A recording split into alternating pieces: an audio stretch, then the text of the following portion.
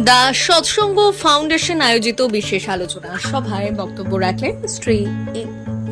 কলকাতার Ramakrishna mission institute of কালচারের সৎসঙ্গ আয়োজন করেছিল এক বিশেষ ধর্মীয় তথা সামাজিক আলোচনা সভা। সেই সভায় বিশেষ অতিথি ছিলেন আধ্যাত্মিক গুরু ও শিক্ষাবিদ শ্রী এম। কয়েক হাজার দর্শকের সামনে তিনি তার ধর্মীয় জীবন দর্শন তুলে ধরে বললেন, সত্য একটি সহজ ও সরল ধারণা। এটি ভালো বা মন্দে সীমাবদ্ধ নয়, মনকে শান্ত রেখে তা উপলব্ধি করতে হয়। তিনি আরো বললেন, জগতে প্রতিটি সত্তার মধ্যে এক পরম শক্তি বিদ্যমান, তাই কাউকে ঘৃণা করতে নেই। প্রার্থনা ও ধ্যানের পার্থক্য বোঝাতে গিয়ে তিনি বললেন, প্রার্থনা অসহায় মানুষের মানের গভীর প্রকাশ।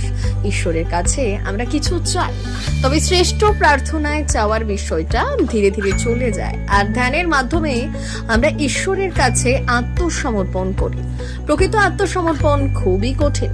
অনেকেই হয়তো আংশিক আত্মসমর্পণ করেন। তিনি মনে করেন, সম্পূর্ণ ভালো বা সম্পূর্ণ মন্দ বলে কিছু হয় না, ভালো মন্দ মিলিয়েই মানুষের পূর্ণতা।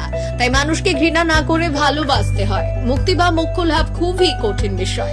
এটি পরিশ্রম ও গভীর ধ্যানের মাধ্যমে অর্জন করতে হয়।